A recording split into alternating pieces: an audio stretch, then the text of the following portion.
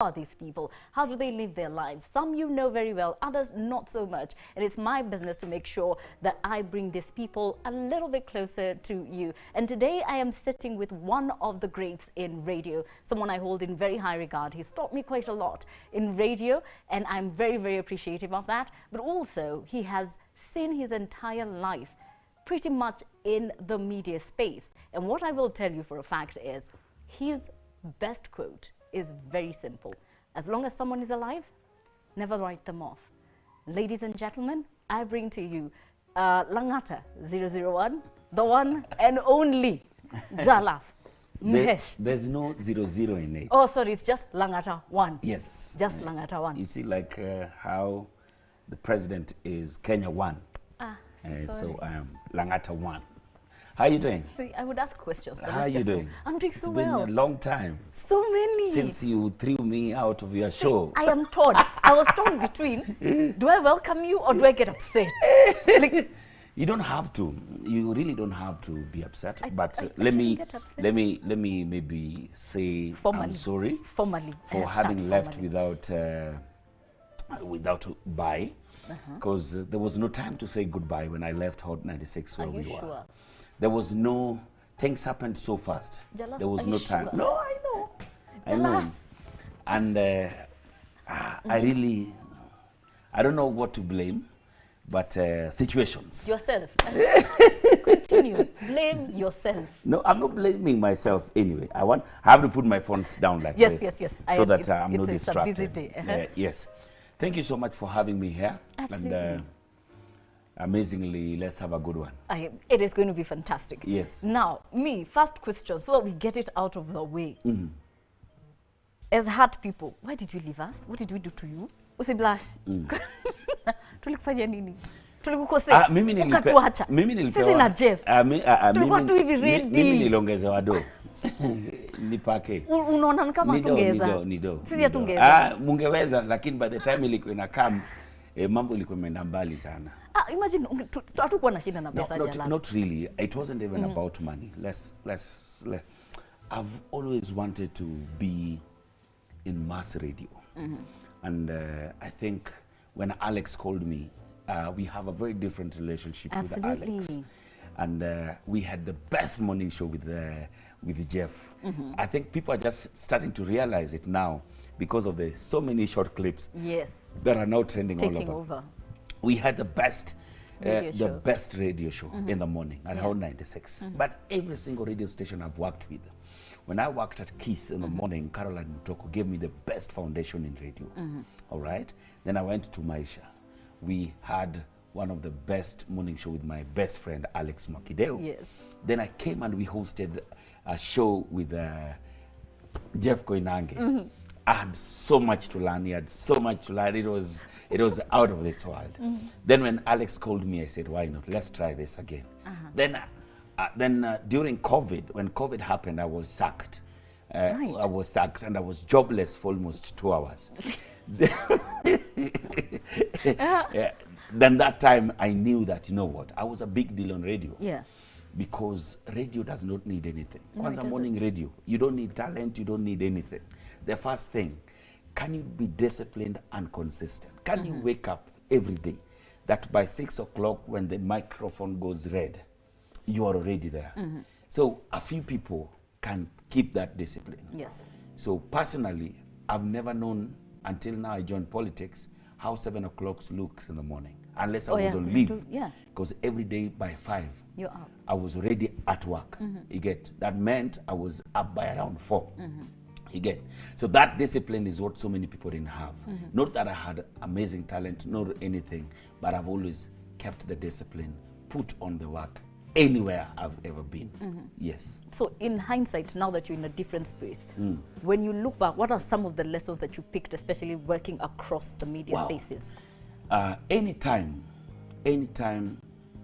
you walk into a media house and you get a chance to have their badge as one of their employees, before you walk into that house or when you stand at the gate at Royal Media, for example, look at that building and ask yourself, what can I do for these people to want me, not me to want them?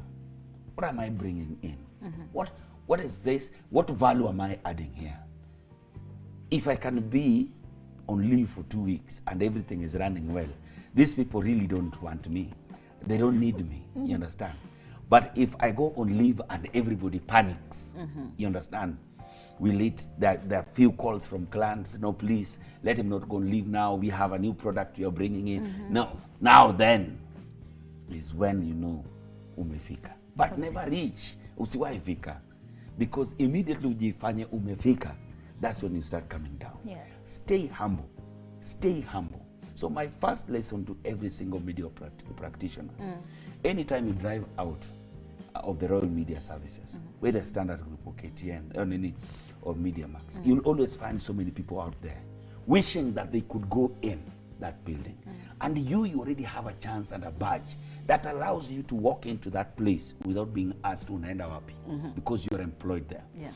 Ask yourself, what value am I bringing in here? I have a guy, we started with him tukiwa na wewe hapo kitambo when I used to do voiceovers for Ramogi Radio. Yes. You know, so many people don't know I worked at Ramogi. Oh yeah, by the way, never. Very few people know we that. We kind of just picked up after Kiss. After Kiss. Yeah. People did not know I used to do voiceovers at Ramogi FM. You get what I mean? This guy, I think he started like assistant producer. Alikuwa hapo na kina, what's her name? Beryl. Beryl. Yeah, Beryl. He was just, is a tall, kissy guy. Now he's a top cameraman. What is his name? At yours? Orare. I think Felix. I think it's Felix. He used to be a producer hapo kidogo kidogo. Hapa moving kidogo kidogo is a top cameraman right now. Yes, he is. Because when you walk into a media house, there's so much opportunity. Just najua pia kuna everybody protecting their job. Their spaces, but just find a way. Like you have your show now. You see, you must always ask yourself, what more am I bringing here? You're bringing here. The second biggest lesson, do not burn bridges. Don't burn bridges wherever you go. That was a tough lesson. Don't burn bridges. Your boss today could be your boss in the next media house. Yes.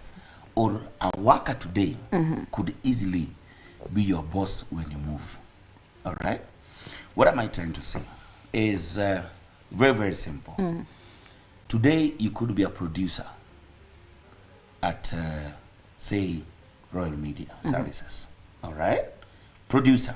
And you're top producer. You get poached to another media house. All right?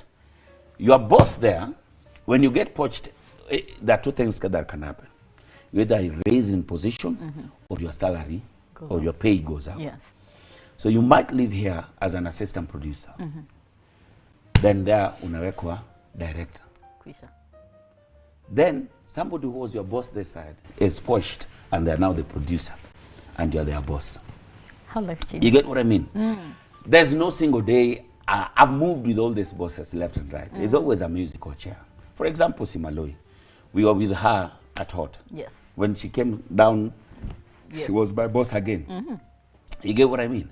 So in media, do not burn bridges. That is why I can work at Radio Africa any day. Yes. I've never burned bridges there. And even when I was going to politics, I had a blank check and a blank contract that if the 2nd of August, 3rd, things do not go well on Tuesday, Welcome back. the next day we want you at work. Because I never burned bridges. When I was sacked from Milele FM, the next day, Afune called me and told me, boss, your seat is waiting for you. I knew it was a short break. Come back and go on. Because when I left, I never burned The bridges. You understand? Same day, TJ Japani, my boss at Standard Group, told me, boss, I've been waiting. Don't burn bridges. Be a friend to everyone. When you leave, usitupie watu mkono, just be you. Today you are a cameraman here. Tomorrow you want to be a presenter somewhere. And you throw your hands there, then your boss at the watu hawasikii. Hawaelewi. Anafika huku anapata mtu alikuwa amedharau huku ndio boss wake hapa. Kwisha. So that's the second thing. The third lesson I've learned is be ready to learn. Be ready to learn. Get to know things. Get to know how things work. You see, most on radio. Yeah. You know, I've always been a co-host, so I've never been sitting to the other side of the control desk. Yeah. But kaboom, Jeff is sick, or I've gone to Minnesota, Felix, so I'll see you. I will not be coming. That's how you unarudi pale hey jamani, no. Immediately you walk in, start learning stuff. No, hii ndio fader, hii ni gadi, we are on air. This is the schedule. This is how commercials run. Yes. Very beautiful Monday morning from wherever you are. They call me Heavy J Baba. This is Hot 96. I'm riding tonight or this morning alone. Jeff is not with me, but here we are.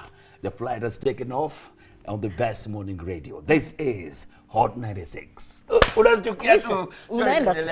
you know, you've always wanted to learn. You want to know how things run. Yes. Otherwise, kuna simu unaweza pokea hivyo, na kama wewe si mtu wa kusema mama yangu.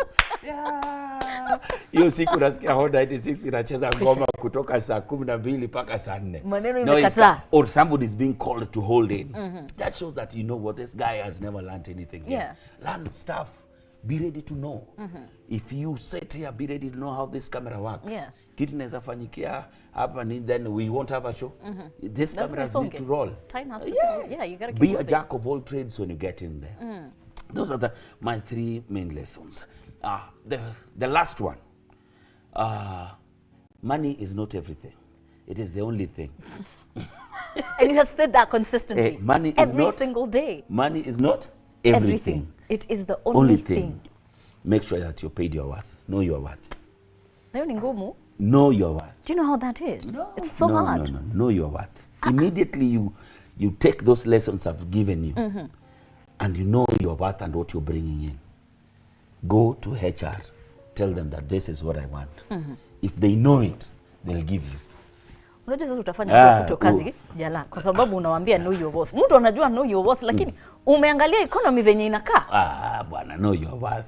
Know your worth, bwana. Just know your worth. Utalipwa. Ukweli? Utalipwa. Nikukasirika. Fredi yako na pesa, Fredi afuni atakupea. Akijua wewe ni mkali, Waruru atakupea. Lakini kama wewe ni mtu hivi, hata wewe utagonga hiyo mlanga. Atakwambia we are restructuring, we are like, thank you very much. Unaelewa? Yes, so just know your worth. And your worth doesn't come at just from any hard work, consistency and everything. That's true. They will always notice it. And soon and very soon, even before you know it, they'll call you and tell you, we've seen, please, we've reviewed your salary upwards. Yes. Lakini unajua shida tuko nayo.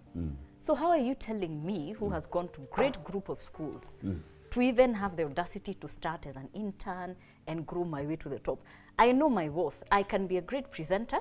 I want to co-host with Jeff, and I have no experience whatsoever, and I want you to pay me 800K. No, you can't start. But you just told me to know my worth. You can't start like that at internship to know. Takes time. Put time, work. You understand? And what is 800? Ask Kafune what he was paying me. You see, you need to talk. Ask him. We need to talk. Ask him. Multiply that by so many. Yes. God. Yes. But you must put time. Media is not necessary. Your mother's home. You have to work, my friend. Ukiwa 23. You are not on holiday. Ukiwa ulijiona hapa kusoma kweli?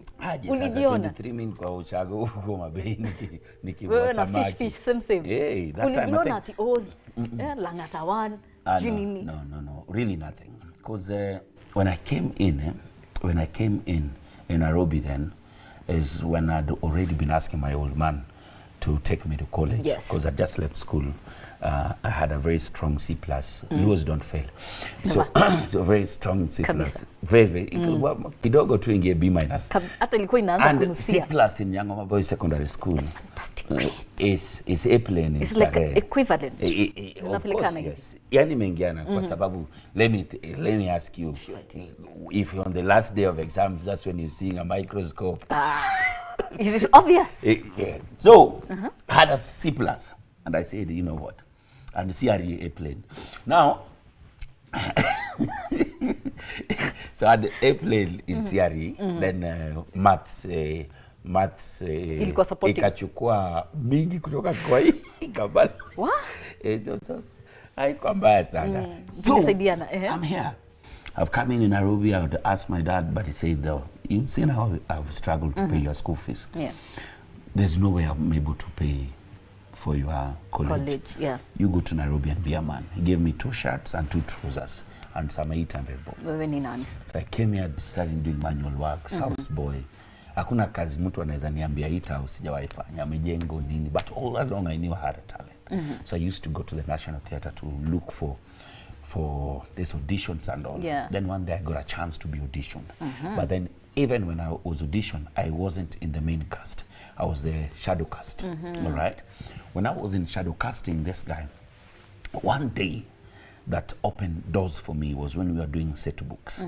And you know, day one, students wamejaa National Theatre nini, wamepiga show, watu wakalipwa, watu wakaenda kupiga tehi. So one guy didn't show up the next day. So remember, I was shadow casting. That is when I got a chance. But then I asked God, did this guy have to go drinking huko for me to show these people what I'm able to do? Yes. Then God, yani, what a big test this is. So that is the day a lot of things opened up in my life. So it is at the National Theatre. And the students are packed. And they're still not sure. The main cast is even not sure if I'll be able to deliver. Everybody's looking at the sides of the curtains. This guy is gonna mess this play. Happy enough that that play was so emotional. So I put up all my emotions and what I was asking God, that did, because I wanted to be on this stage. So the National Theatre, the lights goes dark, pop. Then the spotlight is on me. Wow, because I'm the first person opening as a narrator. The pressure. And remember, everybody either is wishing for you to fail. There are people wishing you the best. And this is a chance that you really know it's not yours, but the opportunity is there. The play is called Mwisho wa Kosa. So the lights goes on me. Karibuni sana kwa riwaya Mwisho wa Kosa. Ni riwaya iliyoandikwa na Zed Brwani na kuchapishwa na Longhorn Publishers. Na kwa idhini ya Longhorn kunakiliwa kuwa tamthilia. Naye Bwana Jasper Okda. Huyu ni mkurugenzi wa kikundi maarufu Jicho 4 Productions, kikundi kinachojishughulisha na uigizaji jukwani vitabu vya fasihi katika shule za nchini Kenya. Ili tujue ni msika yupi aliyotenda kosa lipi na vipi na lini na kwa nini. Jiunge nasi toka hapa difuni mwa bahari, meli yetu itakapotua nanga kwa uhondo ribo ribo. Usicheze mbali, unga robo. Mwisho wa Kosa ni hadithi kumuhusu Monica. Oh my good Lord. And to this day you remember. Because those lines still ring in my head, because they are lines that opened doors for me. I became the top narrator for the next 5 years. For the next 5 years. I won that award for 5 years back to back. Consistent. Because you were ready for that opportunity. Whichever you came now. Ready. And the afternoon, they had already told that guy, thanks, but no thanks. Uko palikuwa na lewa. Rudi hapo. Waambie wakuongeze ingine. So and the next play, it. The next play, these people are now sure that I can do this thing, but they don't know if I can shadow cast. I can again deliver the next play. The next play is called Kiu. Oh yes. Kiu. Karibuni sana kwa kiu. Kiu ya kumpenda asiyekupenda. Kiu ya kumdhamini asiyekudhamini. Kiu ya kutaka kuvuna usichokipanda. Kiu isoweza kukatwa kwa maji. Mzee. Again, another delivery. Nilipiga hiyo show for the first time. We had standing ovations when the play was just starting. I mean, everybody went. When the play, you know how the first narrator comes in? Yes. And everybody stands up. Then the biggest breakthrough was when I did a play called Africa Kills Her Son.